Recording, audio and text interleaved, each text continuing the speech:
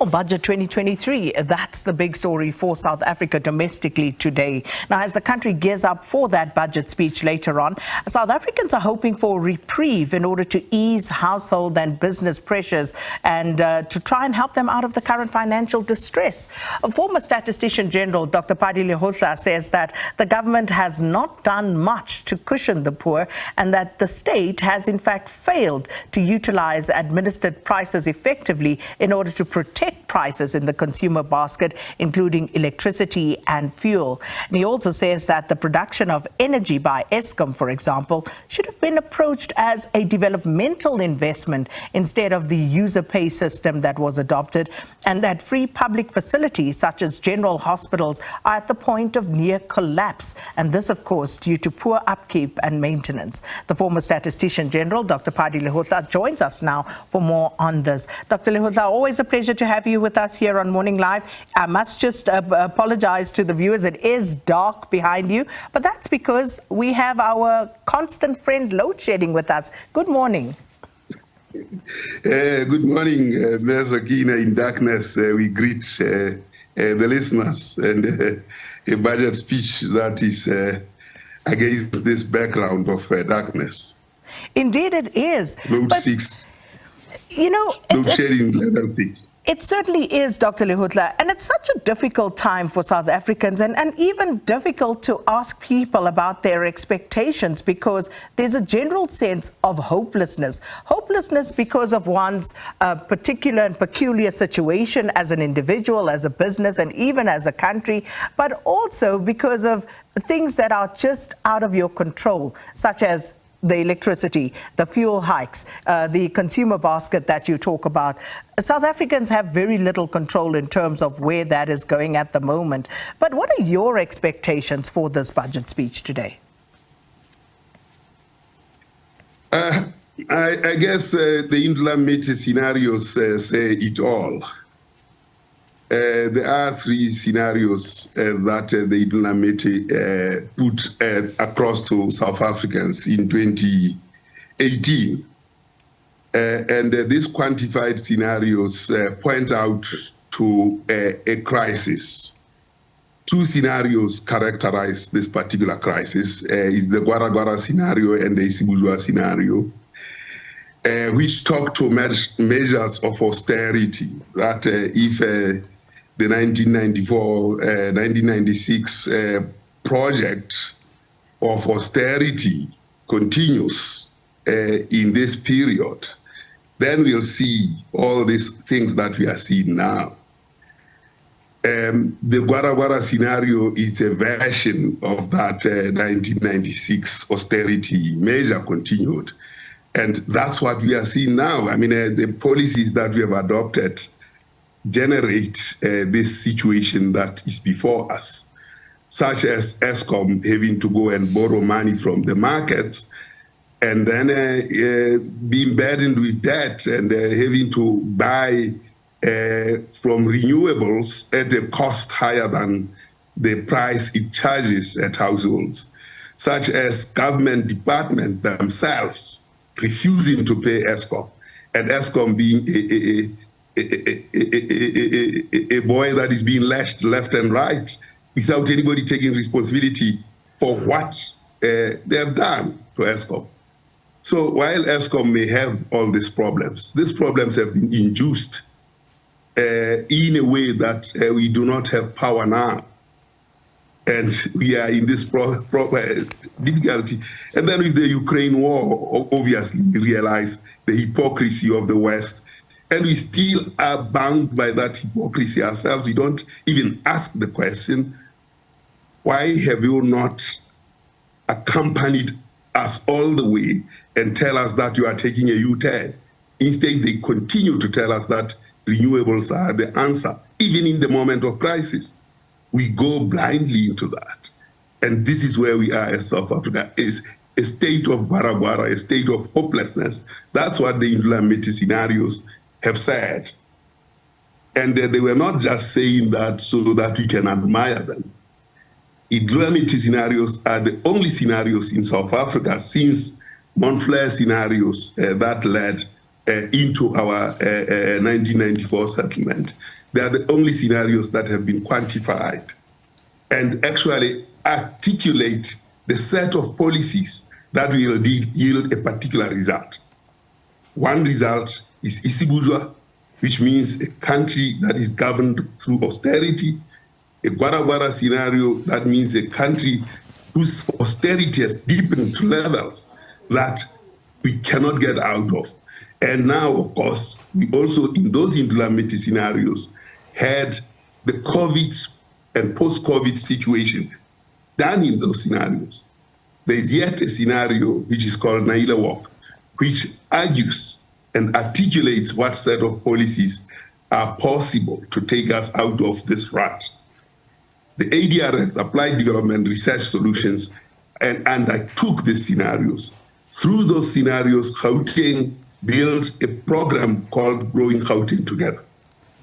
That program of Growing Gauteng Together, of course, was always poised not to go forward in the way it was designed by Premier Makula, because of the austerity measures that stopped it from its implementation.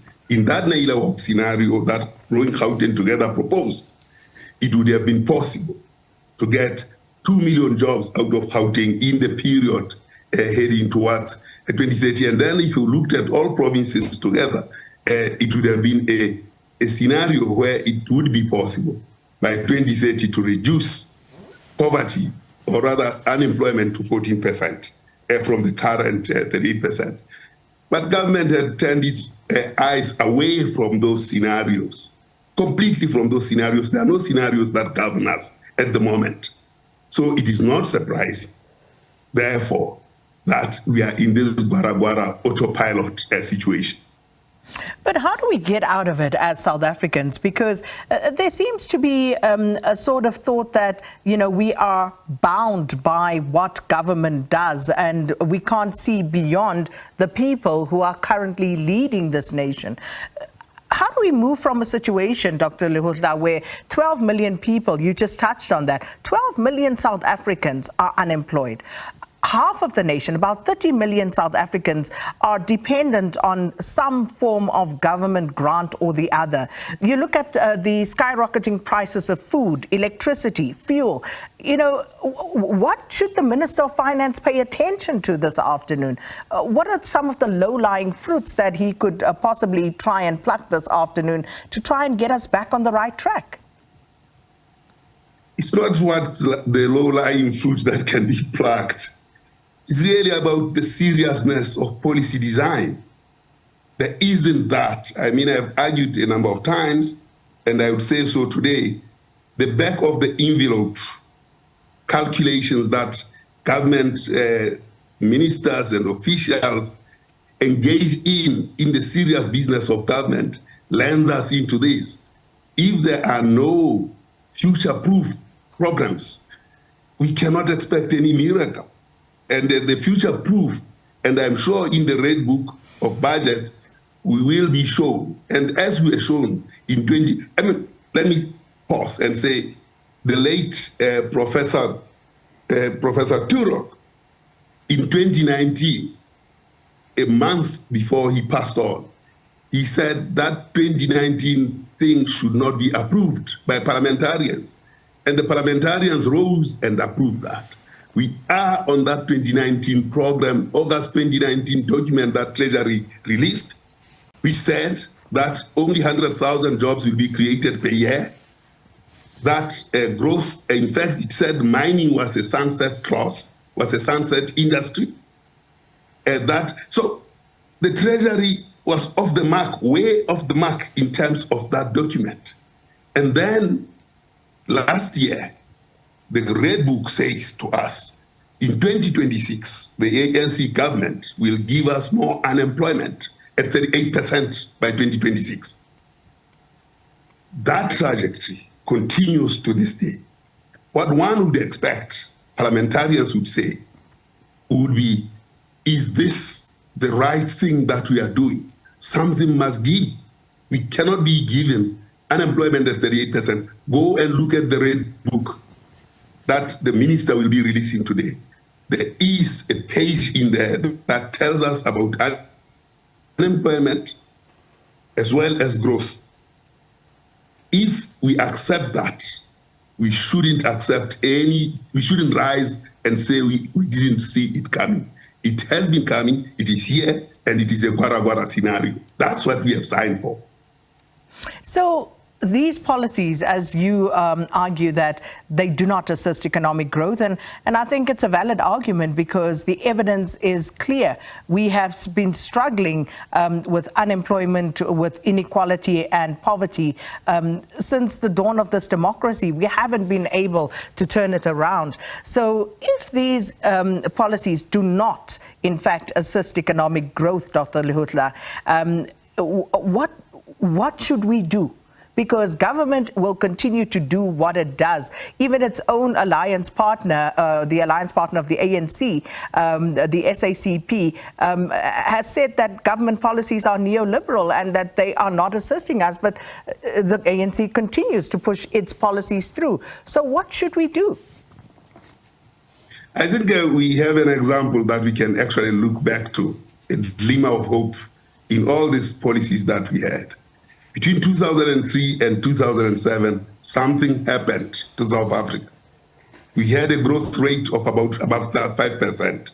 We had unemployment dropping from 30% to 22%, still remaining high. We had poverty reducing by almost half from where it was. And we could see municipalities moving, each one of them. We could measure how multidimensional poverty got reduced. And heading the pack was the municipality of the Western Cape, the Cape Metro. Now, there was something that happened in that period that led to these kinds of, and it was a set of policies. During that time, credit extension was growing year on year about 15%. The gross capital formation was at 24% year on year. Others argue that there was World Cup. Yes, of course, there was World Cup. But South Africa has 20 times the number of World Cup programs today that it can execute. I mean, we cannot continue to say that growth will come from small businesses when a credit extension is so difficult for small businesses. We saw it during COVID, even when the money was there. Tito Mboweni was saying, we allowed the banks, we asked them to give loans. Madam Siveri, who was responsible for this, was crying foul and saying that only whites got these loans. Kanyaho, the governor of the Reserve Bank, the banks were saying we had to respect the laws of the Reserve Bank. Now, here are people in positions of power to deliver 200 billion that was supposed to relieve the pressure on businesses, but that money couldn't be delivered. Why? Because the policies are neoliberal. So you can't exalt and say the money didn't go where it was going to. You were responsible for making sure that that money gets to those who should get it. That showed policy failure. It showed policy failure that all these things are exhortations. They are not implementable because the private sector can do what it best wants to do, no matter what the political authority says. And that's by design. It's policy.